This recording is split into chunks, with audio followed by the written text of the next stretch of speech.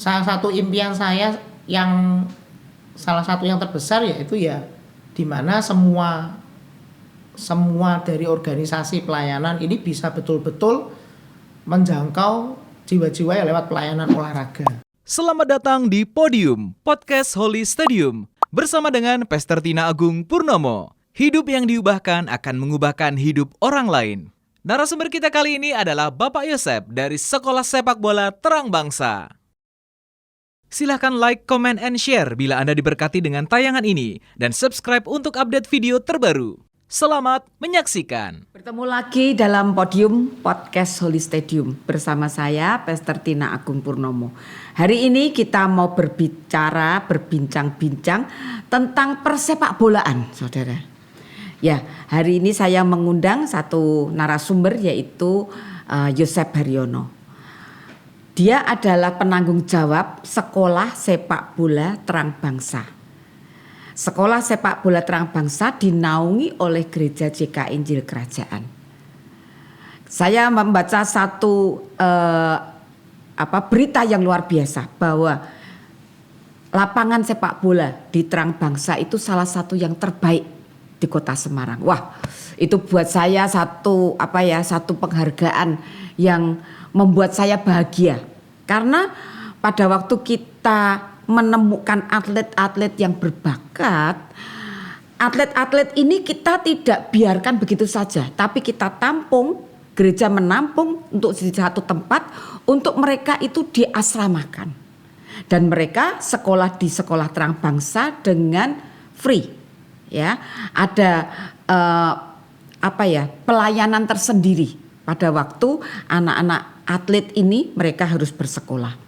Tentunya pasti beda dengan anak-anak yang biasa karena siswa-siswi yang biasa ada banyak PR, mereka harus latihan, ya, mereka harus bermain di situ.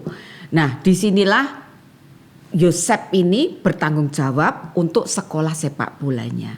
Nah, kita mau berbincang-bincang bagaimana seorang Yosep yang bukan pemain bola tapi bisa punya hati untuk ngurusi SSB Terang Bangsa ini, ya. Mari Yosep ceritain gimana sih, kan bukan pemain sepak bola, penggemar tapi ya.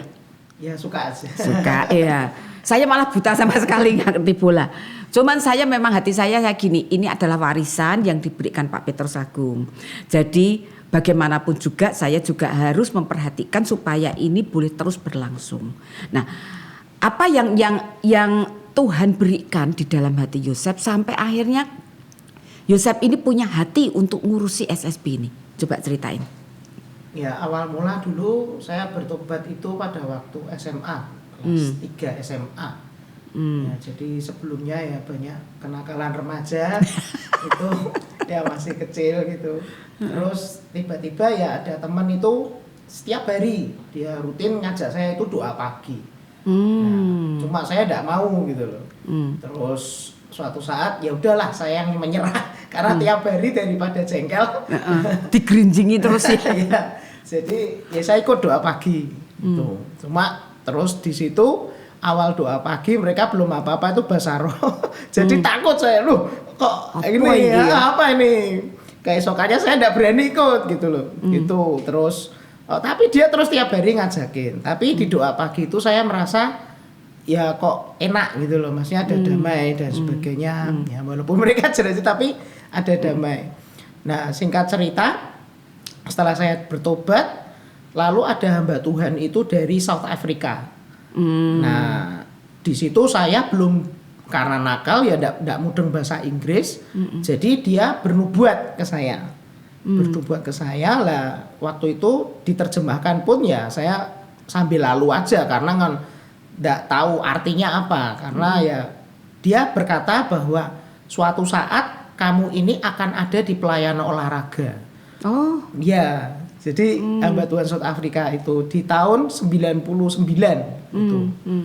Saya itu baru masuk pelayanan olahraga itu ya sekitar 2007. Jadi ya sekitar 7-8 tahun kemudian secara tidak sadar ya saya tahu-tahu loh kok saya di pelayanan olahraga gitu. Sebelumnya pun tidak pernah nyentuh. Baru ingat pernah dinubuati itu. Bahkan yang mengingatkan pun yang menerjemahkan saya.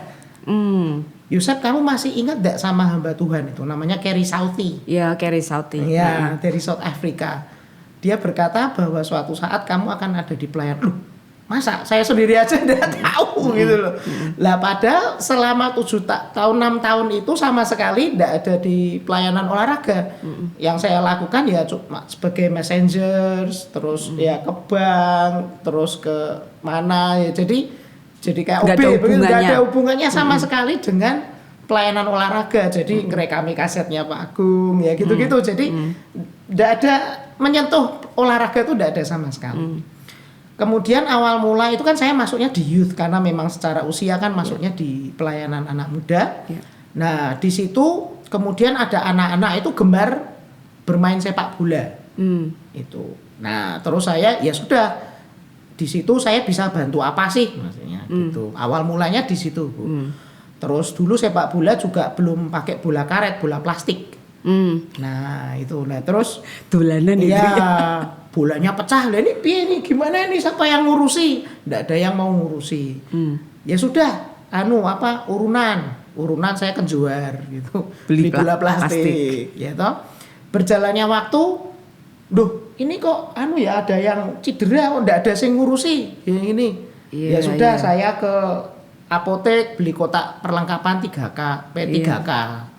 Terus saya mulai inget itu. Kejadian terus itu. Jadi awal mula sih bukan dari kerinduannya tapi karena hati ya Bu ya, maksudnya melihat kok enggak ada yang mau ngurusi, terus mempedulikan mereka misalnya kalau luka atau apa, terus kemudian udah daripada susah-susah juga yuk urunan. Lah nanti siapa yang ngurusi uangnya? Ya sudah enggak ada orang lagi ya saya lagi gitu. Jadi banyak-banyak semua saya. Terus sampai satu titik mereka jenuh. Kok ketemunya kamu-kamu aja, wajahnya sama terus. Dah yuk tanding sama gereja lain. Terus mulai tanding dengan gereja lain. Terus ganti gereja lain. Mulai kenal dengan gereja lain. Dari beberapa gereja kenal, ya sudah yuk bikin event kecil pertandingan antar gereja. Yang ngurusi siapa? Nggak ada lagi yang ngurusi. Apa ya waktu itu Sangka Kalakap ya Bapak? Bukan, apa ya namanya? Saya lupa sih namanya, sudah lama. Cuma Sangka Kalakap. 8 gereja yang gabung waktu itu. Dengan Betani juga. Jadi macam-macam. Lah itu senang dari berbagai macam denominasi, berbagai macam gereja kita bisa padu gitu Bu. Kok ya seneng gitu loh. Jadi dari situ makin besar kita mulai masuk ke sekolah sampai kita buat pertandingan itu event antar sekolah itu, dan itu sangat besar sekali. Cuma waktu itu terjadi yang ribut bukan karena pertandingannya tapi karena penontonnya ribut. Jadi berkelahi semua. Pada berkelahi semua, jadi bingung nggak ngapa-ngapain. Akhirnya ya event itu harus dihentikan. Saya konsultasi juga dengan pendeta kita kan Bu yang di gereja. Udah biar angkatan yang ada itu lulus dulu, baru kamu buat event lagi supaya nggak panas gitu loh Bu. Karena kan sampai 3 sekolah itu berkelahi gitu. Ya. Nah terus dari situ terus mulai saya beranikan lagi buat antar sekolah tapi hanya dalam cakupan Semarang Utara ini di sini. Lah waktu itu di situ terus Pak Agung lihat, loh itu siapa Sep gitu. Pada waktu itu saya karena sendirian jadi harus buat bagan sendiri, jadwal sendiri. Lah waktu itu bersisipan dengan Pak Agung ditanyain, itu siapa ditanyain. Oh itu anak-anak sekolah sekitar sini Pak gitu. Loh kok bisa jiwa-jiwa bisa tertarik ya gitu. Lapangannya dia masih padang belantara, belum berbentuk, masih banyak semak-semaknya, rumput juga lapangan bola tidak sebagus sekarang. Gitu lah. Dari awal situ terus ya sudah gitu. Itu aja. Nah di belakang itu ternyata Pak Agung ini mengumpulkan beberapa tokoh di PSSI sepak bola, pelatih, terus beberapa orang-orang penting yang mungkin bisa bantu kegerakan ini. Waktu itu ngumpulin itu siapa yang Pati Nasarani. Ya, Roni ada, ya, Pati termasuk, Nasarani. ya, ya, Waktu betul, itu betul, dia betul. masih sehat ya. Iya betul termasuk Pak Roni Pati Nasarani. Terus ya ada Pak Joha, Pak Simon Legiman, Ya, itu betul. bantu kita semua. Nah, selang 2 minggu kemudian, ya itu diajak kumpul. Saya aja nggak tahu karena kan nggak pernah ketemu dengan orang-orang besar begitu. Jadi saya nggak tahu. Oh ternyata ini orang-orang besar semua. Hanya disulap itu lapangan hanya dalam waktu beberapa bulan, 3-4 bulan, langsung disulap jadi bagus luar biasa. Nah di situ mulai dengan Pak Eko Purjianto juga, terus awal mula dengan ada Carlos Zapata juga itu Bu, bantu. Nah kemudian berlanjut kan sekarang ada Coach Ronald Lepes juga yang jadi kepala pelatih yang di Terang Bangsa. Nah ini mereka semua itu bersatu ya untuk bagaimana ya sepak bola ini bisa banyak memenangkan jiwa begitu, dan melatih mereka terutama membina di karakter mereka. Coachnya sekarang ada berapa? Yang di bawahnya Coach Lepes? Sekarang ada 7. Ada 7 pelatih lokal. Nah, kan SSB ini harus tidak bisa berdiri sendiri, harus mulai dengan ngeling dengan grup-grup yang lain di dunia, dan juga gimana Coach Lepes ini juga bisa melibatkan SSB di dalam. Coach Lepes itu siapa sih? Ya, Coach Lepes ini sendiri dia itu pelatih KNVB Belanda, ya, dan dia pernah juga melatih timnas Belanda yang perempuan. Gitu. Ya, dia pernah melatih di sana. Kemudian sebetulnya dia ini orang tuanya orang Indonesia, gitu. Dua-duanya, satu dari Banjarmasin, satu dari Semarang. Oh gitu. Ya, kemudian dia lahir di Belanda. Oh ampun. Kok ya namanya kok ya Ronald Lepes ya? Ya karena mungkin di Belanda. Kalau Carlos juga cukup lama loh sama kita. Kalau ya. Carlos cukup lama, sekitar 2 tahun setengah lah itu. Kalau Carlos itu asalnya dari Argentina. Oh Argentina ya. Iya dia dari Argentina. Nah dia juga pemain bola. Kalau dia tidak ke profesional sih. Dia tidak ke profesional, lebih ke amatir. Nah kalau Coach Lepes ini lebih ya ke kurikulumnya lah. Jadi pelatihnya pelatih gitu. Ya. Nah, terus apa yang dilakukan SSB untuk bisa supaya SSB Terang Bangsa ini bisa istilahnya jadi yang dilihat lah di Indonesia. Hari ini di Indonesia melihat SSB itu tidak dengan sebelah mata gitu loh. Dan ini memang betul-betul sesuatu yang harus diperhitungkan oleh mereka gitu loh. Nah, gimana kamu bisa membawa SSB ini sampai seperti itu? Awal mula sih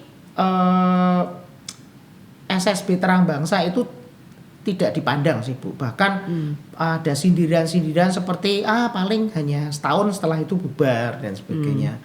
Tapi karena memang ya kita ini sedang menanam benih, jadi buahnya belum kelihatan gitu. Mungkin sekarang banyak orang baru tahu nih ada buah-buahnya, tapi pada saat menanam, mencangkul, pada saat ya nurturing itu plants-nya itu jadi tidak banyak orang melihat. Padahal yang penting itu adalah di dasarnya itu sebetulnya. Bahkan dari Coach Lepes sendiri juga salah satunya membawa salah satu anak ke Belanda juga. Mungkin Ibu siapa namanya? Denny Singo. Iya. Kenapa? Karena supaya kita bisa belajar dengan dunia luar dan apa yang kita bisa benahi, dan sehingga kan kurikulum kita ini kan dari KNVB sebetulnya. Jadi langsung dari sana apa yang terbaru kita adopsi, kita coba belajar, sesuaikan juga dengan kebudayaan di kita. Jadi lebih bisa blending. Kok Denny Singo bisa masuk ke sana? Apa yang membuat dia ini bisa masuk ke sana? Ya jadi salah satunya memang dia salah satu pemain yang bisa bahasa Inggris sebetulnya. Salah satu request permintaan untuk bisa go internasional ya itu bahasa harus Inggris. Bisa berbahasa Inggris. Dan dia juga sebetulnya pinter Bu, dia masuknya bukan ke IPS, masuknya ke IPA. Jadi aneh juga, maksudnya satu di antara yang lain itu enggak banyak. Jadi pinter main bola, sekolahnya pinter, bisa bahasa Inggris. Nah dengan segala kelengkapan ini itu jadi bekal dia untuk bisa belajar lebih ke Belanda. Gitu. Oh, oke. Berapa lama dia di sana? Dia 1 bulan. Satu bulan cukup lama karena memang punya tanggung jawab juga untuk sekolah. Makanya tidak bisa lama-lama di sana, tapi cukup banyak hal yang kita bisa belajar dan mengubah kebudayaan latihan di tempat kita. Nah, itu jadi dia cerita ke teman-temannya, Nah, itu yang salah satu motivasi yang tanda kutip muncul dari anak-anak sendiri. Gitu. Karena ini temennya sendiri soalnya Iya, betul sekali. Nah, terus apalagi yang dilakukan oleh Yosep sehingga SSB ini mulai dipandang oleh orang? Ya, jadi satu hal lain lagi juga karena ya kurikulum yang ada, kemauan anak, otomatis niscaya itu membuahkan hasil dengan sendirinya. Jadi mulai ada kejuaraan dan ini namanya pembinaan. Kebanyakan anak yang jadi seperti sekarang mungkin banyak orang kenal adalah Arhan Pratama itu bukan dari mereka SMA terus belajar sepak bola. Jadi sebetulnya dari SD mereka masuk di Terang Bangsa itu sejak SMP. Arhan itu masuk di Terang Bangsa itu SMP, sejak SMP. Denny Singo juga? Denny Singo juga SMP, betul Denny Singo, dan itu terkenal sekali dengan angkatan 2001 karena memang tahun kelahiran mereka itu 2001. Dan ini jadi ya salah satu golden year-nya yang ada di Terang Bangsa karena mereka dari SD dari kecil mereka sudah padu, sudah kompak. Ya jadi pembinaan itu tidak bisa instan. Itu jangka panjang. Arhan juga sama Denny Singo juga masuk asrama ya? Ya, awal mula itu kita belum ada asrama, jadi masih ada di rumah kontrakan. Ya kalau Arhan itu malah di rumah saya selama 3 tahun SMP. Terus ya kembali lagi didikan karakter, dia punya karakter baik, mau dibentuk, kemudian ya sampai sekarang pun mumpuni gitu.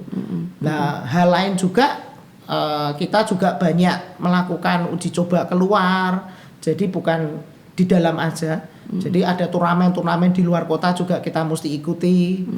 Sampai kemarin terakhir juga kita pergi ke Persija Jakarta 2 minggu yang lalu, bertanding dengan mereka dan ya kita menang 3-1. Nah itu salah satu motivasi juga buat anak-anak. Terus ya membuat kita juga makin tahu lah seperti apa kualitas yang ada di Terang Bangsa ini. Ya kita bersyukur ya waktu itu begitu Pak Petrus nggak ada, saya juga masih ingat waktu itu ada seorang jemaat yang namanya Pak Anton, ya. Dia kalau nggak salah punya kecap Sukasari, ya. Dia punya hati untuk membuatkan asrama untuk atlet. Pada waktu mamanya yang lihat, mamanya mau ikut juga. Jadi ternyata akhirnya yang dibuat tidak cuma 1 asrama tapi 2. Ya karena situ. Nah, itu membuat saya itu blessing yang luar biasa. Karena ada jemaat yang punya hati seperti itu. Karena itu kan juga cukup mahal ya untuk membuat asrama, jadi nampung 50-50 ya.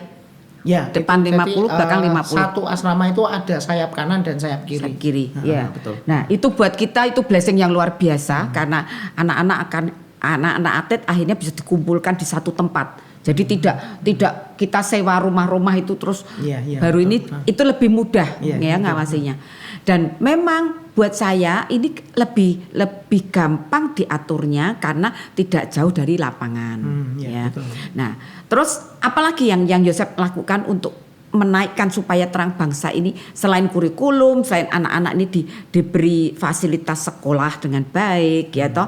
Terus makan juga kita dari tempat kita dapur umum gereja, kita suplai makanan juga. Terus ada orang tua yang benar-benar perhatian di situ ya. Saya ngelihat kalau latihan itu ada pertandingan juga orang tua support membawain macam-macam yang bisa dibawa ya. Itu blessing tersendiri. Nah, apalagi yang dikerjakan untuk supaya SSB ini?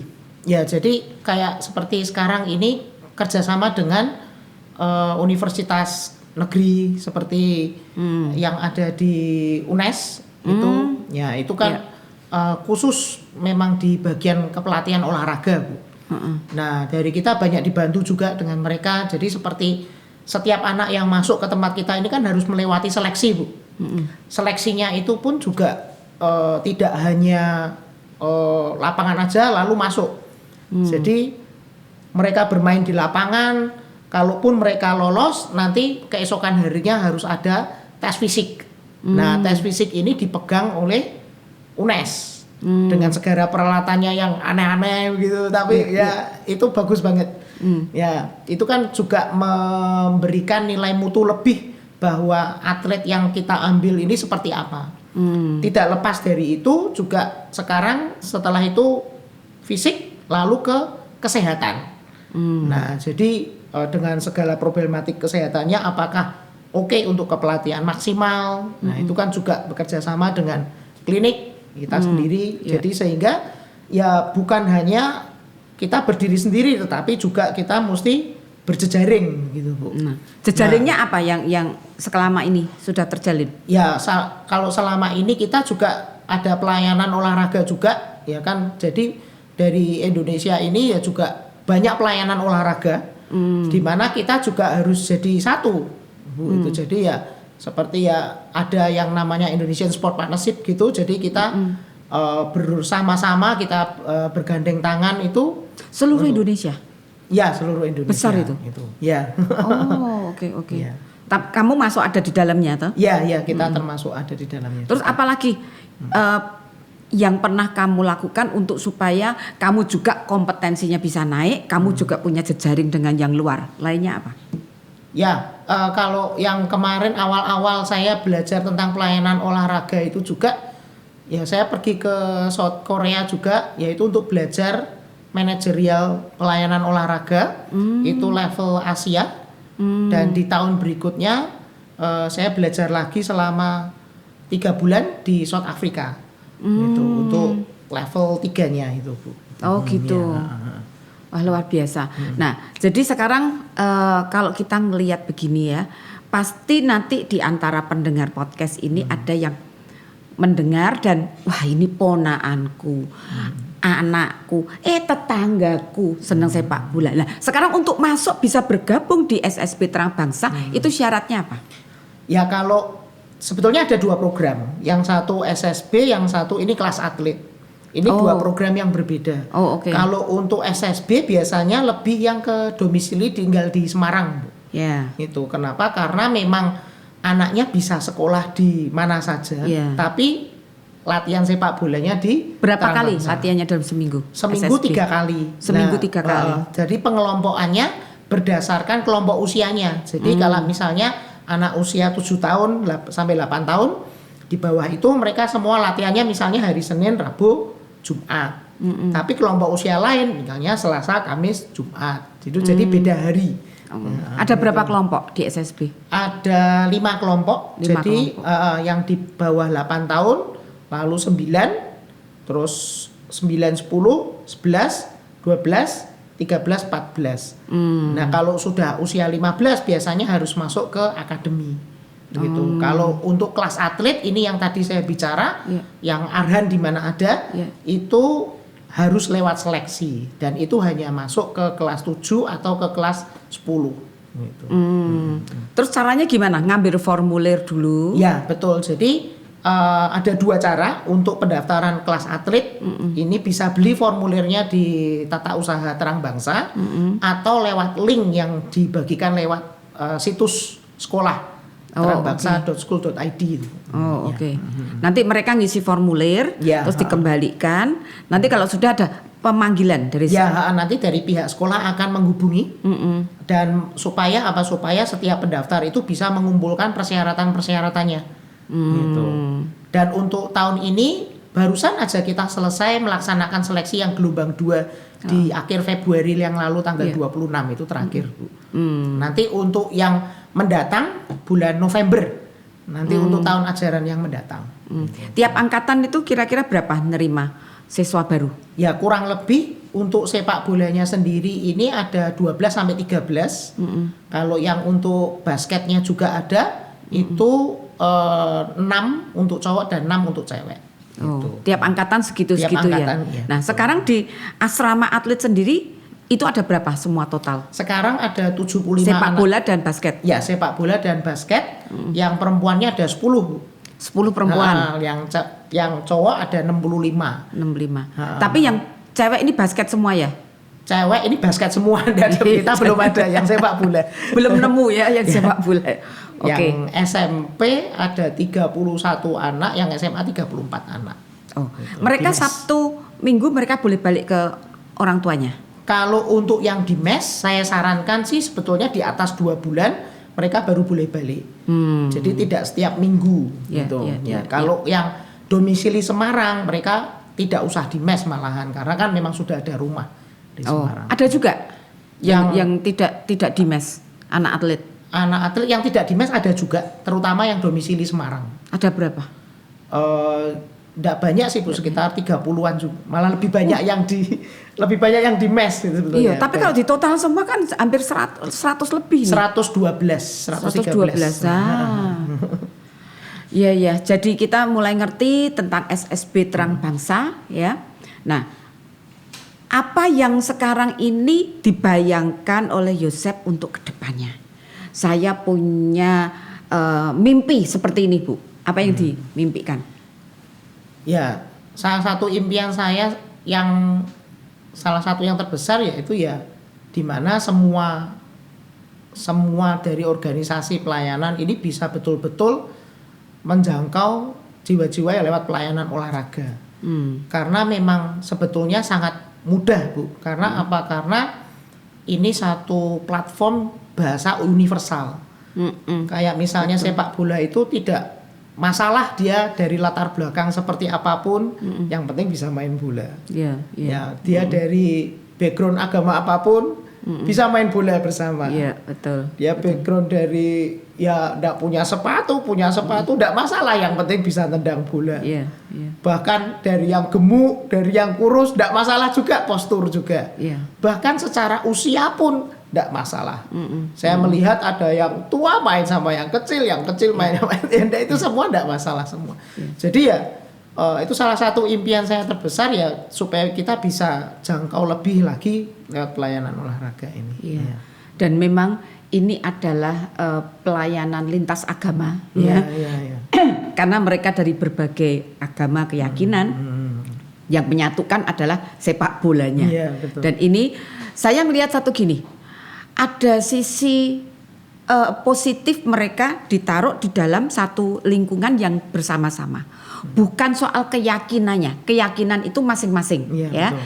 Tapi kalau soal karakter, soal disiplin itu kita sudah tidak memikirkan lagi agama, tapi ini adalah memang harus masuk di dalam istilahnya kurikulum yang ada. Iya, betul.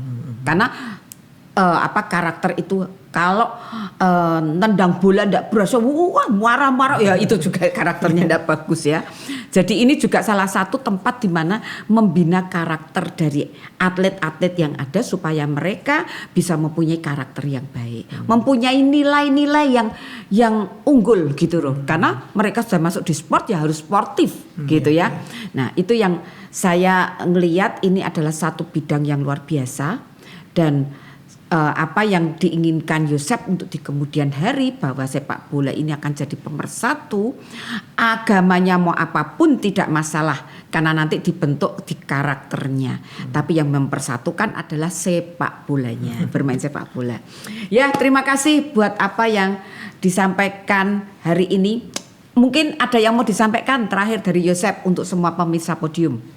Ya, jadi saya bersyukur untuk kesempatan ini. Saya tahu banyak hal sebetulnya kan bukan mungkin lewat hanya sepak bola saja, tapi semua bermuara itu dari hati sebetulnya, dari hati yang ingin melayani, memberi.